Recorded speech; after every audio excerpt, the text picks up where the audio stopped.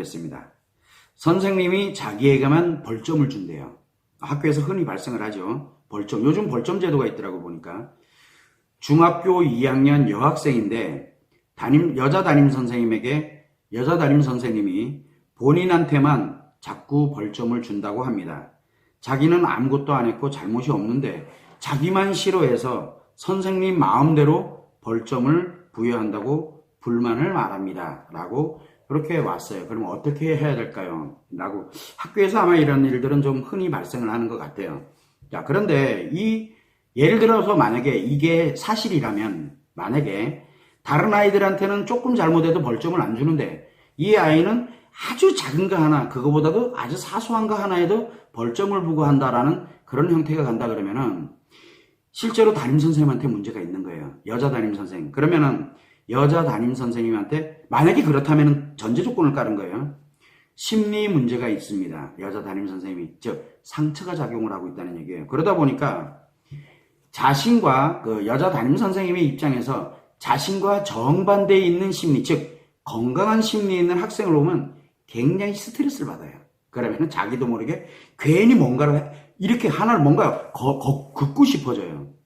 자, 그러면서 문제는 뭐가 있게 되냐면 그것이 그 아이에게 어떤 영향을 미치는지를 본인은 생각 안 해요. 본인은 뭘 했어요? 자기 상처를 그거를 통해서 그 아이를 그 학생을 통해 가지고 그냥 해소한 거예요.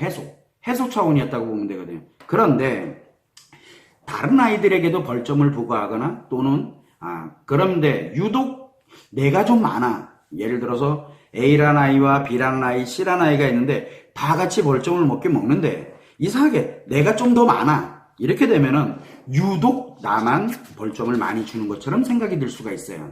왜? 내 기준으로 볼 때는 쟤는 한 번 했는데 쟤는 2번 했고 근데 쟤도 1번 했고 그런데 나는 왜 5번이 돼 있지? 라고 하면서 유독 나를 싫어하나 봐 라고 생각하는 경우가 있어요. 자, 이런 경우는 결국은 뭐냐면 이 아이는 결국은 자기 생각할 때 내가 얼마만큼의 벌점을 먹었냐를 기준으로 가고 있거든요. 그래서 상대 아이들에 비해서 내가 많은 건지 아니면은 진짜 아이들은 하나도 없는데 아이들에게는 벌점이 하나도 없는데 나만 유독 계속 주고 있는 건지에 따라서 나만 유독 계속 받고 있다? 그러면 선생님이 바로 여자 선생님이 상처로 인해서 그 상처 그냥 표현해서 그 아이를 통해 가지고 지금 있는 이 딸을 통해서 결국은 자기 해소를 하고 있다고 보면 되는 거고 다른 아이들도 이렇게 가는데 내가 좀 많아서 지금 그렇게 유독 나를 싫어하는 것처럼 느껴진다라고 하게 되면은 그거는 선생님의 문제가 아니라 사실은 이 아이가 그거에 따라서 내가 어떻게 해야 되는지를 즉 자기가 어떤 문제로 인해서 벌점을 받았는지를 전혀 고려를 안 하고 있다는 얘기예요. 그래서 이런 부분들을 너는 이래 이놈아 이렇게 얘기를 하지 말고 그래서 이런 관련되는 걸 2가지 경우를 이렇게 두고서 설명을 해주는 거예요. 그래서 선생님의 심리 문제가 있는 경우는 분명히 이렇게 되는데 요거는 선생님이 너를 미워해서 그런 게 아니라 상처를 그냥 힐링하는 차원에서 자기 상처를 표현하는 차원에서 끝내기 위해서 그렇게 가는 거고 만약에 예를 들어 다른 아이들도 이렇게 벌점 받는데 유독 너가 많이 받고 있다는 얘기는 결국은 너가 거기에 맞도록 거기에 뭔가가 이렇게 문제가 생겼지만 그래도 너의 기준으로 볼 때 네가 생각해 볼 때는 당연히 네가 많은 거야. 왜? 당연하잖아요. 내 생각할 때는 나만 생각하니까 내 기준으로만 생각하니까 그러니까 왜 쟤는 하나인데 왜 나는 5개야? 왜 쟤는 2개인데 왜 나는 5개야? 선생님이 나 미워하는구나 이렇게 받아들일 수도 있지 않느냐. 나는 그렇게 생각해. 너의 생각이 틀렸다는 얘기는 아니야 라고 설명을 하면서 뭘 가냐면 싫어하는 것이 아니라 자신의 상처를 표현 즉 딸의 입장에서도 볼 때는 자기가 그렇게 유독 피해를 입었다라고 생각하는 이 상처거든요. 자기 생각에서는. 그러니까 이 상처를 결국은 엄마한테 표현하는 거라고 생각을 하고 이런 상처를 표현해주는 것 뿐이다라는 거를 이야기를 해주면 좋을 것 같아요. 그래서 자녀에게 이런 경우에도 대화를 하면서 이 굉장히 중요하거든요. 관심을 그냥 무조건 대화하자. 자녀가 미쳤어요? 대화하고 앉아있게. 왜? 엄마를 조금 있으면 내가 말 한마디 했다 그러면 그냥 네가 잘못해서 그렇지 막 혼내질 않나. 내 얘기 들어주지도 않고 그리고 엄마는 무조건 이렇게 해. 왜요? 그러면 뭐라고 얘기합니까? 그냥 그거는 애들한테 이제는 안 돼요. 애들은 그런 식으로 얘기해가지고 이제 그러면 그다음부터 엄마랑 그냥 딱 해놓고 불평불만만 얘기하고 그 다음에 더 이상 엄마 얘기 안 들어요.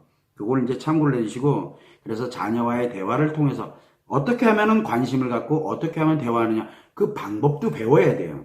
자녀들이랑은 지금 여러분들의 그 시대가 아니에요. 아이들은 아이들 시대예요. 여러분들 같은 경우에도 옛날에 살아오면서 아이들 때 없었나요? 지금 이 아이처럼 중학교 2학년 여자아이. 여러분들 중학교 2학년 없었나요? 아, 저는 초등학교밖에 안 나왔다. 어쨌든 간에 그 나이대가 있었을 거 아니에요. 그래서 15살이라는 그 여학생 때가 분명히 있었을 텐데 그때는 참 엄마 말 착하게 잘 들었죠. 그죠? 그리고 학교에 가면은 정말 선생님한테 내 애가 선생님이 이뻐라 해주고 그렇게만 살았나요? 안 그러잖아요. 그 원리가 똑같아요. 지금요. 그런데 그거를 모르니까 이걸 어떻게 해결해야 되는지 여러분들 어머니들은 몰랐습니다. 왜? 방법을 몰랐거든요.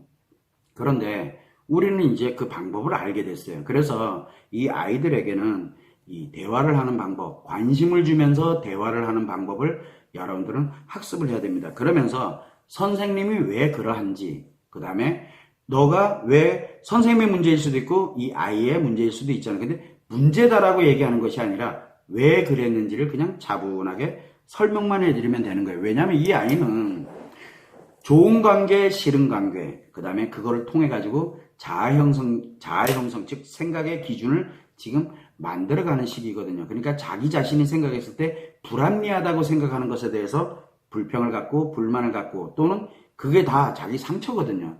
그런 것을 지금 현재 받고 있다는 것을 이해를 하면서 이 문제를 그냥 슬기롭게, 즉 이 아이와 풀어가게 되면 아이에게 강요하지 말고 그냥 차근차근 이 알면 굉장히 쉽거든요. 설명해줘 가는 걸로 진행을 하게 되면 그렇게 어려움 없이 이 문제는 해결할 수 있다고 생각을 하고 있습니다. 자, 그런데 우리가 이제 보면은 이런 것처럼 아주 사소한 건데 이 사소한 거 하나가 강요를 하고 억압을 하고 그 다음에 너가 무조건 잘못됐어 이런 식으로 이야기가 나가게 되면은 이 아이들이 받는 상처는 가히 상상을 초월합니다. 그러다 보니까 가정이 결코 나에게는 안전한 곳이 아니다라는 그런 인식을 갖는 거예요. 차라리 이 아이처럼 와가지고 괜히 불평불만하고 뭐하고 차라리 이야기하는 게 훨씬 나아요.